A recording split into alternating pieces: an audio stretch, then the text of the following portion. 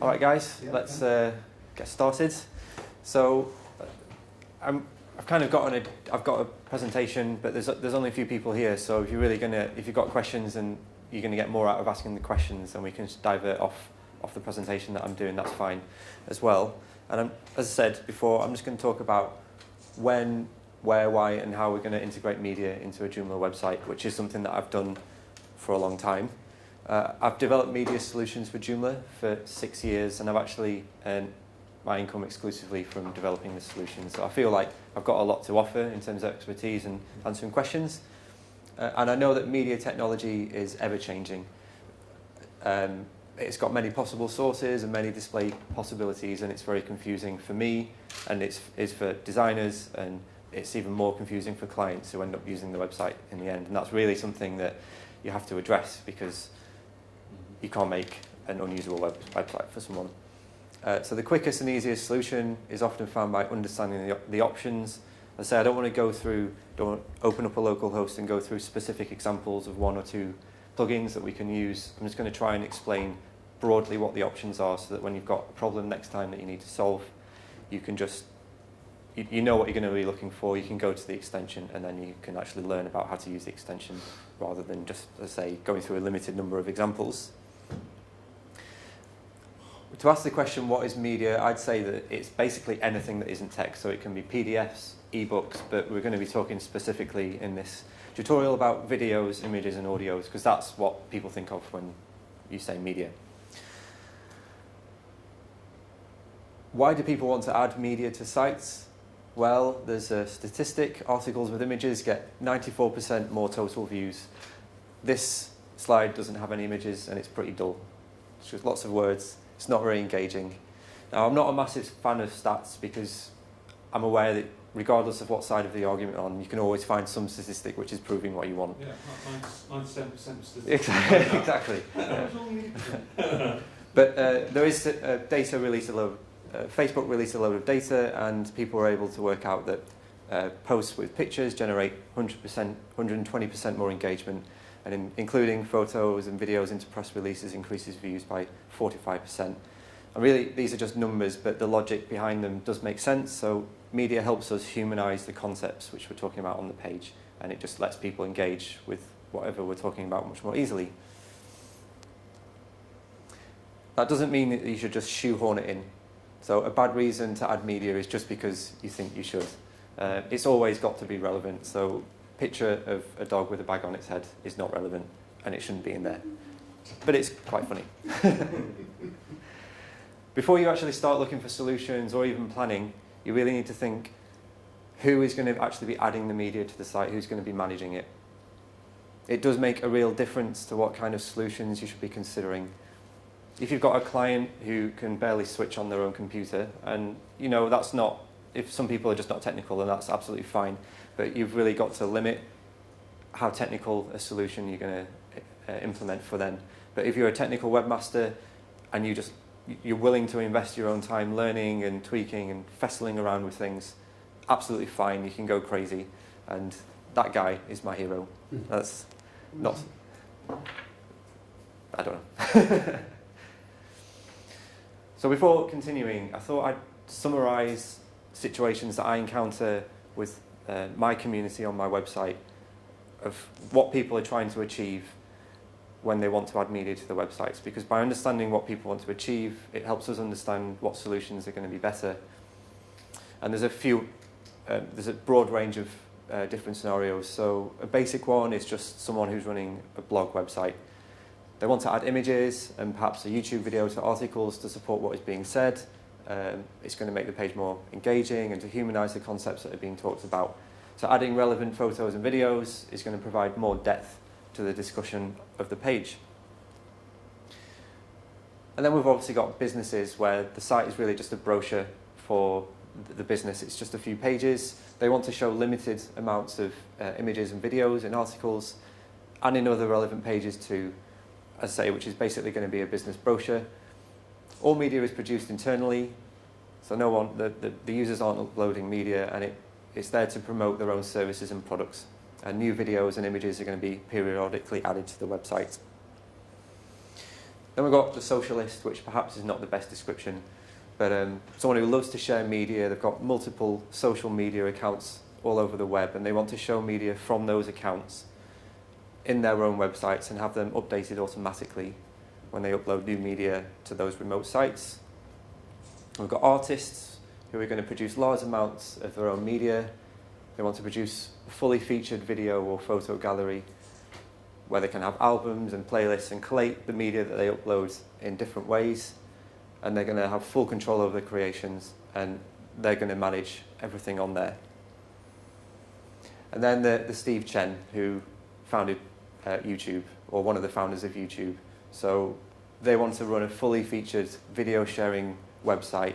They're going to compete with YouTube, and this time next year they're going to be a millionaire. I actually count an alarming number of people that want to do this, but they enjoy it, and that's all that matters really. So when we think about all those different scenarios, it's very clear straight away that there's not just going to be one media solution all-encompassing for Joomla. It's just impossible to generate that because people are trying to achieve so many different things. But if we start at the basics and we just want to add images to articles, super easy peasy. There's a native solution for that under the editor. We can click on the image button. We can see media that images that we've already uploaded. We can upload new ones or add a remote URL. Select the image that we want, and it will just get added into the article. Not a problem at all. But what about more exciting stuff that isn't just images? Well, sometimes, depending on what we're actually looking at, we might just be able to add it through the editor. So YouTube videos, we've got embed codes. We can potentially just add it in. Sometimes, depending on what editor we're using for Joomla, we've got ways of using the editor buttons. We can add media using those things. Or if you're comfortable with HTML, you can just open up the HTML editor, do what you want to do, and then save it. But as we all know, when you save stuff in some editors, it's got complex HTML, it just strips it all out, and you might have spent 10 minutes adding this nice HTML, and then it just all disappears. So if you want to add something a little more exciting, we use a content plugin, which you're all no doubt familiar with.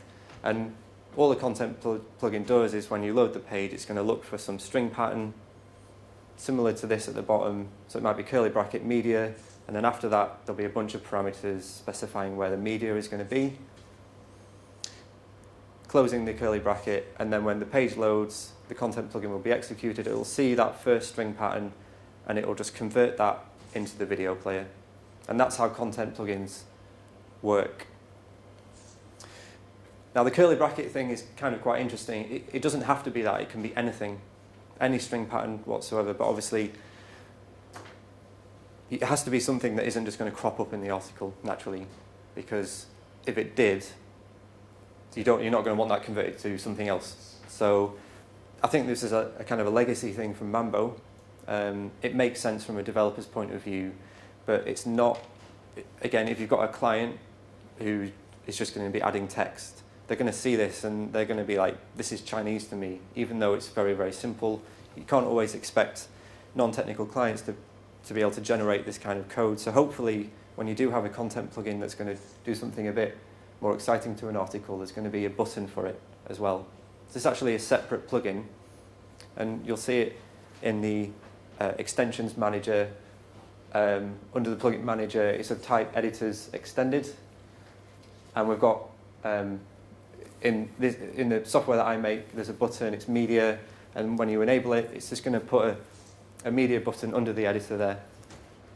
So that means people don't have to have any expertise. They just click on this button, it opens a modal window, just like the article one, just like the image one, and in it you can see all the media that you've uploaded to my software, and they can just select it and it gets put into the article.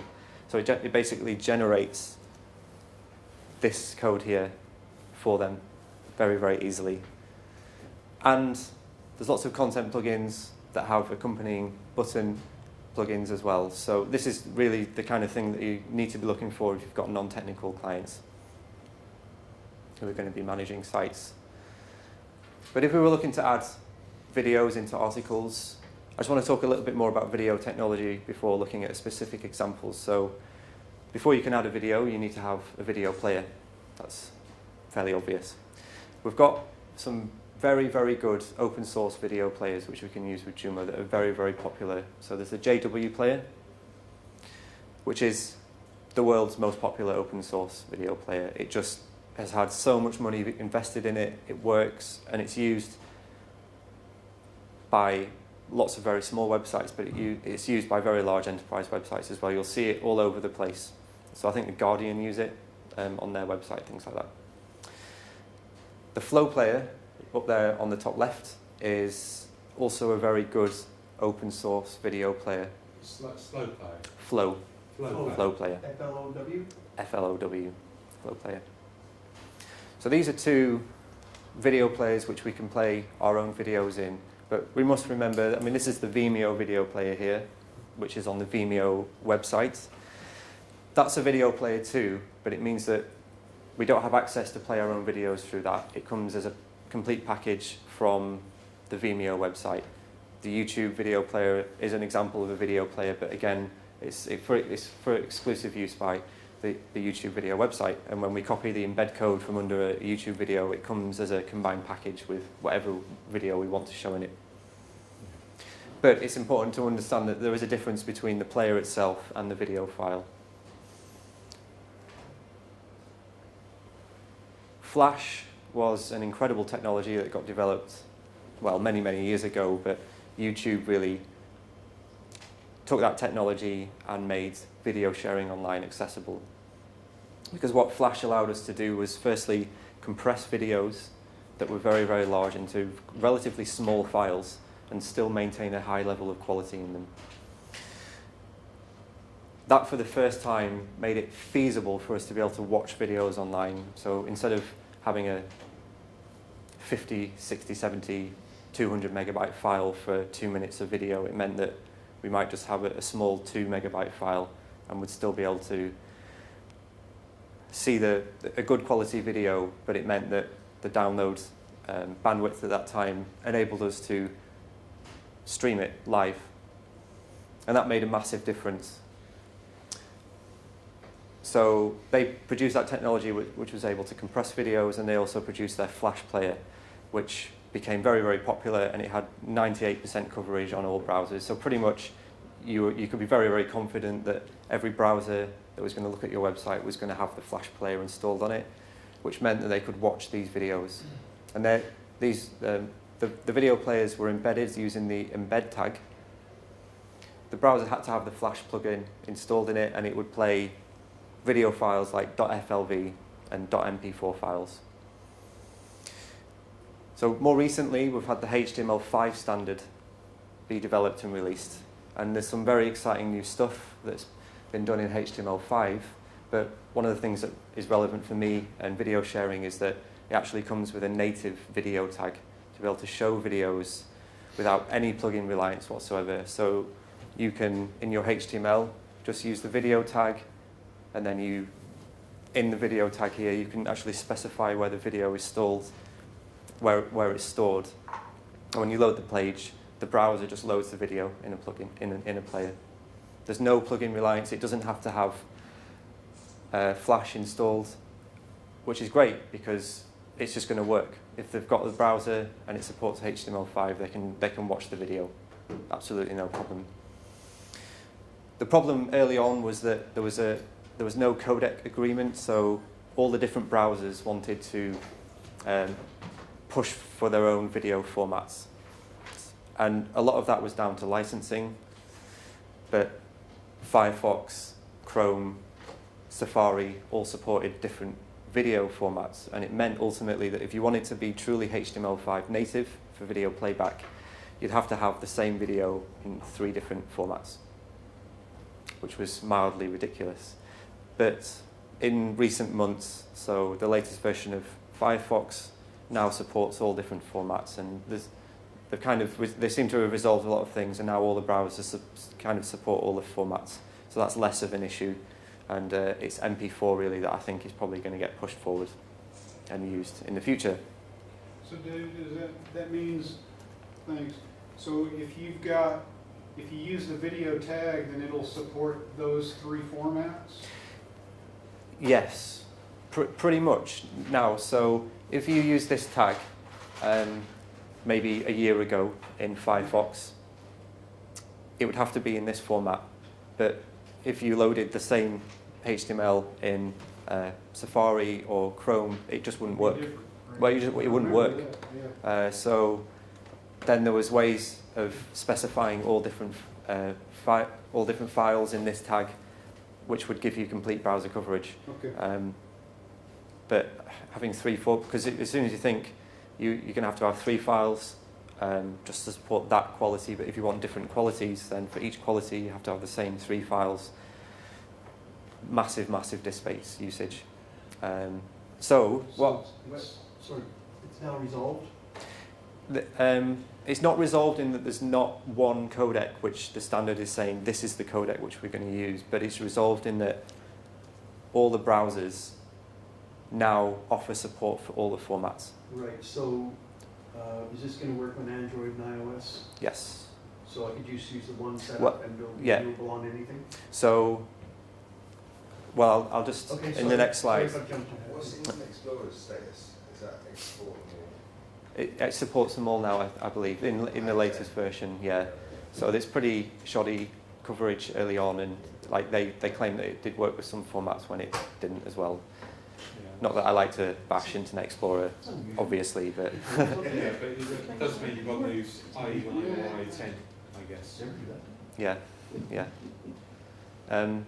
Well, so we have to remember that the standard's still being defined and written, and there's no universal agreement on a single format. So it is really new technology.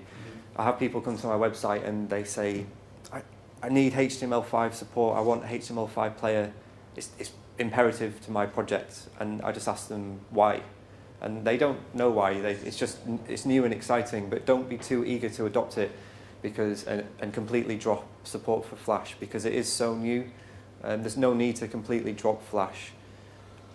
I'd say use Flash as your primary engine and just have a fallback to HTML5 when it doesn't work. So there's still lots and lots of browsers still support Flash, so you can use Flash, but the only one that doesn't, that is really important, is the iOS devices.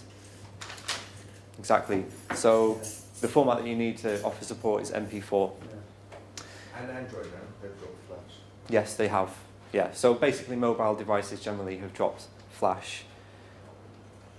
And there's reasons for that are legitimate, but you can still use Flash as your primary engine and then just offer a fallback mechanism when Flash isn't available and use the MP4 format, because that'll give you effectively 100% browser coverage on all devices. But doesn't everybody that can use Flash, can't they just see MP4 as well?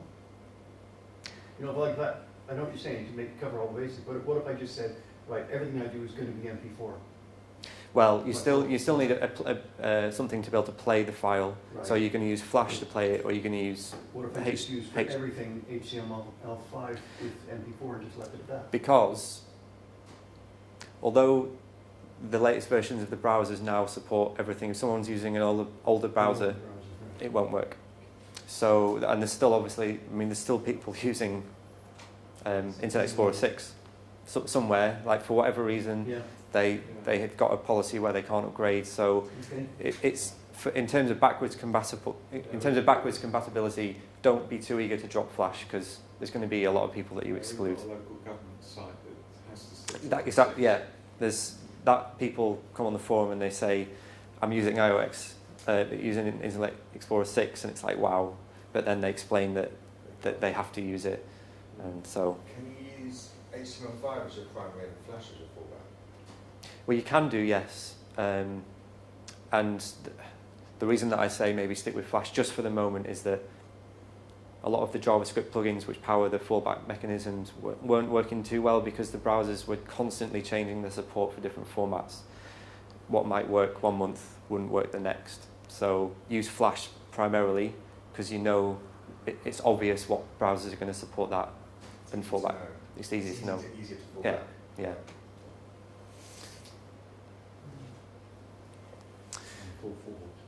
Or fall forward, exactly. Yes. So video sources. If we use a remote service like YouTube, Vimeo, Blip, there's hundreds of video sharing websites that we can use the video source is remote, so it's stored away from our Joomla server. We can store the video files on our own server where Joomla is installed, and that would be a local source. Or we can store video files just on some generic remote server that we've got access to. And that's going to be a remote source as well. We can consider putting our video files on some content delivery network like Amazon S3. That is effectively a remote service, but it's going to give us very good performance all over the world. That's really the only difference.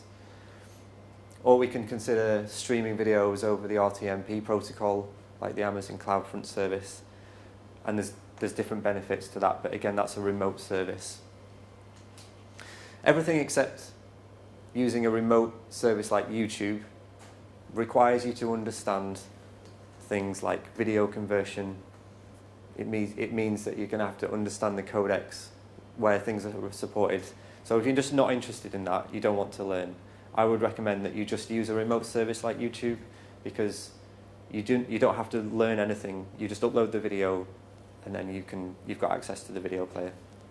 So it's not just as simple, if a client wanted to do a local server for whatever reason, it's not as simple as just uploading a file there and then pointing to it? Absolutely not. Okay. Well, it can be, but if you just want to be able to upload a video, it may be in an MPEG format or a QuickTime video format, and those aren't compatible with online playback. All right. So if you just, No, it's okay. Yeah, I sort of figured that was the answer. It wasn't Yeah. going to be that simple. But so, question 2 is there any performance benefit to putting it on the local server if you wanted to go through that pain and suffering? no. Okay. Well, there can be. It depends on what the quality is of the local network or that your local server is. The benefit of using YouTube is that it's free, and they've got an army of engineers working on the performance all over the world. And if you use it on the local host, it's your bandwidth. But if it's remote, it's free. But it's like It's free. your server, you've got control. That's the thing. That's the lack of. Someone can't say just take the URL. Yeah. Just plug it in. I think that's on the next slide. So. Okay. Okay, well no, first of all, adding videos to articles. So we use a content plugin to do that. There are probably half a dozen categories on the JED where we can find plugins to do this, but there's 2 in particular, and the categories are shown there. So just go and have a look at those categories. You'll find different plugins which can help you embed videos into articles. But I'm going to use an example from quite a popular plugin called All Video Reloaded, but there's lots of other ones which we can use. That a Joomla Works plugin? It is. Well, no, actually, it's a fork. It was. Yeah, so All Video is the Joomla Works plugin. All Video is Reloaded. It's developed by someone else, but let's say this is the YouTube video that we want to add to the article. It's a video of Adele singing. All we'd need to do in the article after we've installed it and enabled it is curly bracket YouTube, close curly bracket YouTube, and then just put the code of the YouTube video, copy that, put it in there, save the article, and we'll see that when we load the page. Simple. No hassle, don't have to think about anything. We can do it a slightly harder way by having the video stored locally on our own server. So it requires a little bit of understanding.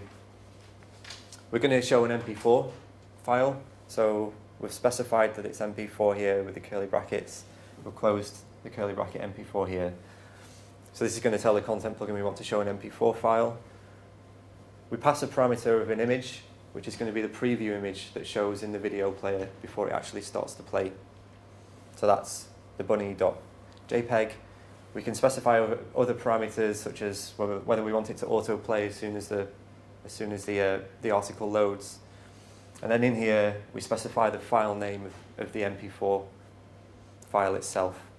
And again, there's knowledge required because when we open our FTP server client to upload the video file to the local server, we also need to know where to upload it. So this is going to be looking in a specific directory somewhere on your server.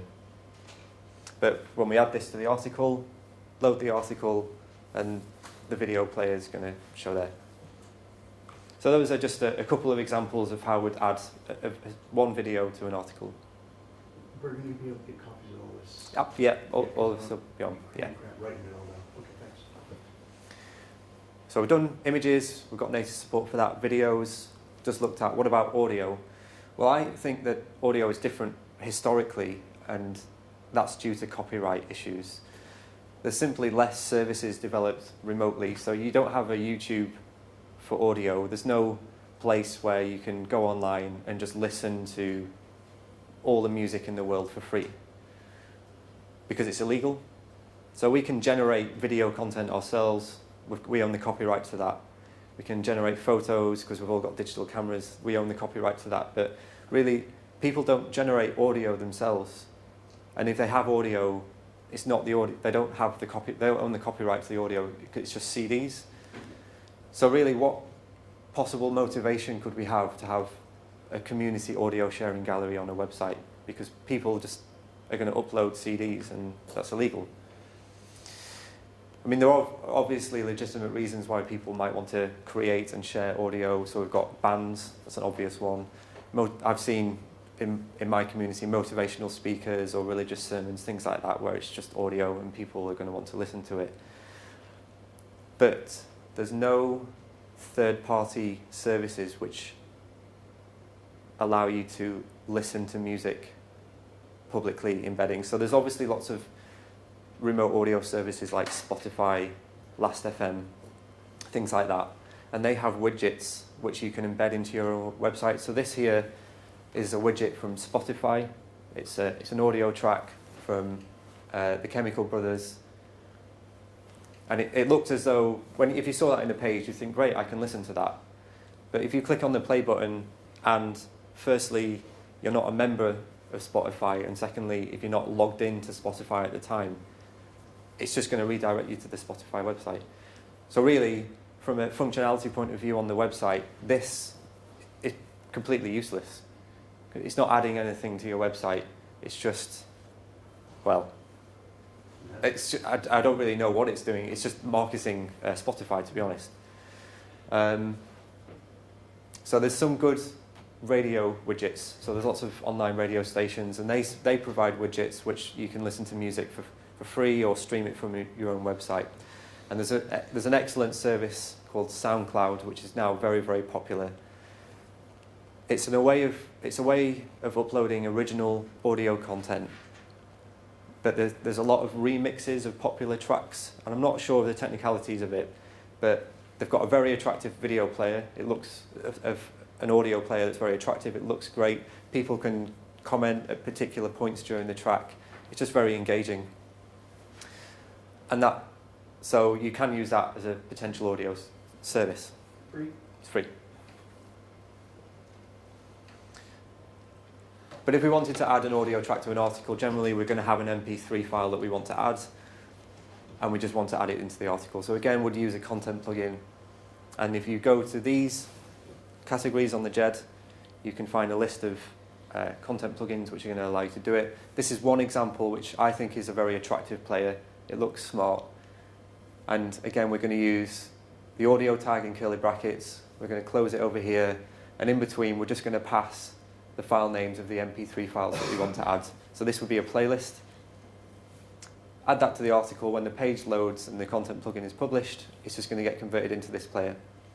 And people can skip backwards and forwards between the tracks. And the metadata in the MP3 file is going to load the track name, things like that, as long as it contains metadata. So I think that's an attractive player, and there are options out there to be able to add audio. So what about Joomla modules? We all know the modules are lightweight and flexible extensions. It just lets us arrange content around the component in the page. This is an example of one of the modules that's developed by my company, but there are other ones out there. It's a YouTube video box module, and it lets you display videos in module positions based on standard YouTube lists. So it might be the most popular videos on YouTube, the most currently trending videos on YouTube, things like that. But you can also display videos based on YouTube playlists or a single YouTube user, or you can actually search and specify keywords and it will just show related video content to that. When it loads in the page, it will show you the thumbnail from YouTube, title, duration, number of views, categories, things like that. You can customize what options it shows. Then when you click on it, it'll open a modal box in the page, show you the YouTube video within. But the fact that you can specify a keyword means that you could have a content article discussing some issue, set up a module to show next to it, enter the keywords which you want, which the article is discussing. It's just going to show related YouTube videos. It just makes the page more engaging, and you don't have to pick the videos yourself. It's just going to do it automatically. And you can do the same thing with photos. So there's equivalent modules for photos. This is the Flickr module that we have, which is basically the same thing. It will load images based on Flickr groups or Flickr users or keyword searches. And then when they're clicked on, it will open the full-size image in a modal window. But what about an actual video or a photo gallery? When is that going to be required? Well, it's going to be required when we want to reuse media repeatedly, rather than just randomly putting it into articles, or when we want to organize and collate media together. So maybe we want to add lots of media and then put them into albums and playlists. You're going to need a gallery to be able to do that. And you're also going to need one if you want users to be able to upload media onto the website as well. A gallery is going to give you easy centralized management. It's going to give you more powerful upload features. It's going to automate any video processing that's required. So as we were saying, if you upload an MPEG video, you can't really show that on the internet, so it needs to be processed by the server. Galleries are generally going to offer you that kind of functionality. And it's just more consistent for users on your website. It's a consistent way to show media. This is a screenshot of what a gallery might offer you as a component. So it's going to give you the video, a way to show videos. It's going to give you lists, and you can arrange them in module positions on the right. It's just a very engaging way to show media on a page, and it's a very nice way to organize it as well. Again, this is a similar screenshot from a gallery. Thumbnails, titles, durations, organized in particular ways. That's very easy for the users to be able to flow through the site. But importantly, rather than just lists, it's going to give you a media display page within the component itself. So it's going to show the title, it's going to let you scroll backwards and forwards, maybe show you what user uploaded it, allow you to subscribe to them, and give ways to interact with the media itself. So like, dislike, add it to the favorites, share it and add it to playlists, the description, the whole thing. You don't have that when you're just adding stuff to articles. And all of this information is generated automatically within the gallery component itself. So it's quite useful if you're going to have a lot of media on the site. In terms of gallery options, if you're going to be looking for a gallery options solution, there's obviously lots of native Joomla components on the JED. So you can just go and find an actual component on the Joomla extensions directory. You could consider using a bridge, and I put that in there because it's an option, but I actually don't know whether there's any good bridges for remote video galleries. Now that Joomla's quite mature, bridges aren't really necessary anymore because there's lots of good core native Joomla components. But it is an option if you want to consider it. And then we've got social networking components like Jom Social. They offer internal video management profiles and a way for users to be able to share media within their profile pages. So if you're looking for a social side of things, perhaps you can just use the native video support within a social networking component.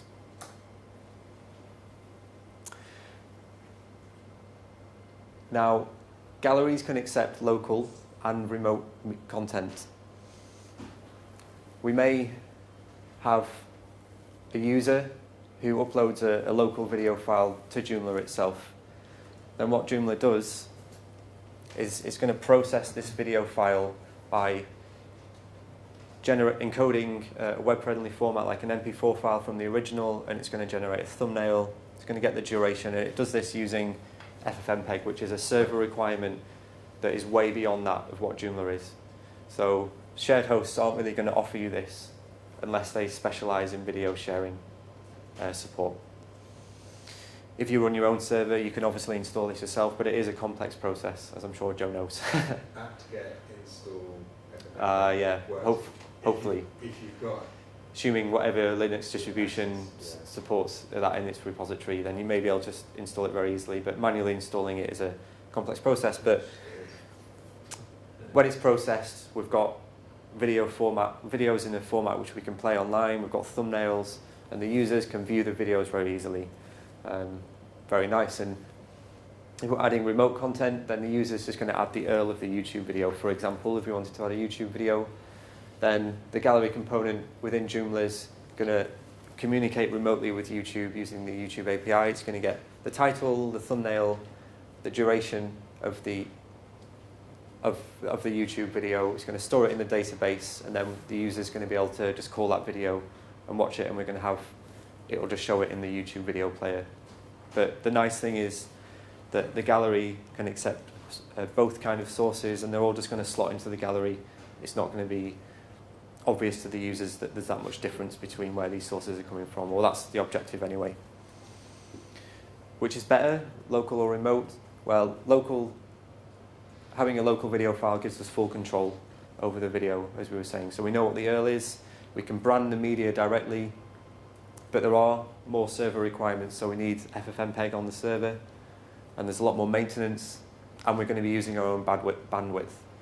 But if it's remote, we've got less control. We don't know what the URL of the video file is, but the benefits are there's no server requirements, there's no bandwidth usage, and there's generally a much larger investment in the service. So YouTube has had billions of pounds invested in the user experience. Anyone can upload to it. It's really, really easy, and that's actually very valuable. And you just don't have to maintain your server. So it depends on which of those is more attractive to you as to what you use.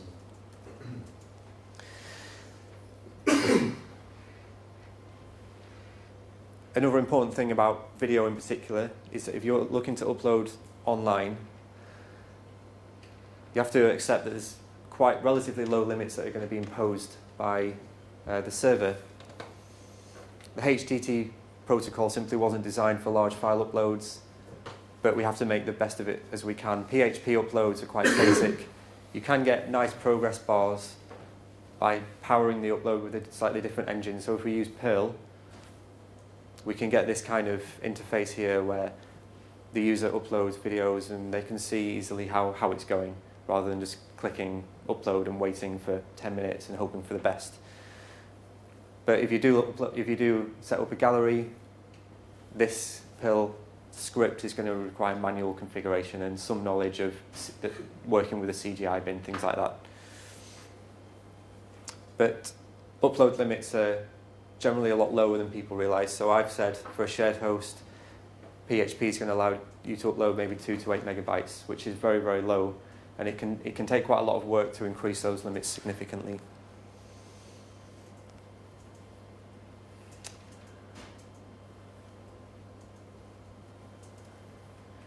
One of the limitations and annoyances about Joomla for me is that there's a limited consistency between Joomla components and modules and plugins in terms of media approach. So they've all got their own ways of uploading and managing and displaying media.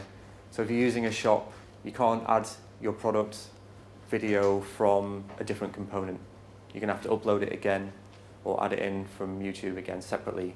And it's a little bit frustrating, especially for clients when if they have a website, they're going to expect to be able to access media from different components. They don't understand that they're different developers or things like that all the time. It can breed confusion with clients, so don't provide a site that is unusable for non-technical clients. It's really important, as I said at the beginning, if they're not technical, keep it simple, even at the sacrifice of functionality. A quick note on monetization. There's many ways to generate money from video. It can be relatively profitable. You can charge for viewing a particular video, pay-per-view. You can advertise in the video player itself, or you can have a subscription model to access the videos in your gallery. The solution, the specific solutions depend on what methods you're using to embed the media. So the pay-per-view generally is powered by the video player itself. So if you choose to use the JW player, you're going to have to find a solution for the JW player. That isn't going to be provided by the Joomla extension. So you have to look at monetization after you've chosen, or as you're choosing your solutions, and look at what options are going to be available to you. If you're running your own media services on your own local server, you will have to monetize the content because it is very expensive and you have to cover your costs. But if you're using a remote service like YouTube, it's free. So you don't have to monetize. But even if you do use YouTube, you can still share in the revenue that they're generating from your money, from your videos, which is a bonus. So, a bit of a whistle-stop tour. It's very hard to cram in everything about media on Joomla within 45 minutes, but hopefully I've kind of got it somewhere down the middle and people have learned something. Has anyone got any questions? Your company's HWD Media Share? Yes. And So if you have any questions, you want to talk about stuff more, just tweet me today and we can get in contact. That's absolutely fine. And do you have email? yep. Dave at hwdmediashare.co.uk. Thanks. So, request from a client to have a video as one slide of a homepage slideshow. I don't know how to do that. I haven't seen how to do that. Is there a... It's with slideshows. Generally, the slideshow is powered by JavaScript. So when you load the page, the actual slideshow will be loaded after the DOM's loaded through JavaScript. But also, generally, the video player itself is loaded through JavaScript. So if you have a video, you want to show it on the first page of the slideshow, generally that's okay. If you want to show it on the second or the third page, there's sometimes confusion because the second page of the slideshow isn't loaded when the DOM loads, and it can cause a lot of problems. So if the module that you're using or the plugin to show the slideshow is separate from the plugin that you're using to show the video, sometimes it doesn't work. But it depends what kind of video you actually want to insert. So have you been working on a specific I example? haven't even got that far. I think for this project, it was the client had a YouTube channel, and so they just wanted to, have one of their YouTube videos show up on that homepage slideshow. But we were using a Joomla Bamboo template, and they've got their own Zen Tools kind of slideshow module that I was using for that. I ended up coming back and saying, no, sorry, can't do it. Then I looked at some other extensions just to see if there were some other slideshow modules or components that would support that, and I couldn't find any. So that's as far as I've gotten. I assume that the slider would show a different content article on each slide. Is that right? So I think the Joomla Bamboo Zen Tools slideshow module would not. It was just an image. You could link it to an article. Right. There's a lot of very good modules called sliders, and what they'll do is they'll create a slideshow from a category in the content component. Mm-hmm. So if you could set up a new category, it's called video slideshow, create a new article and embed a video in that article from YouTube.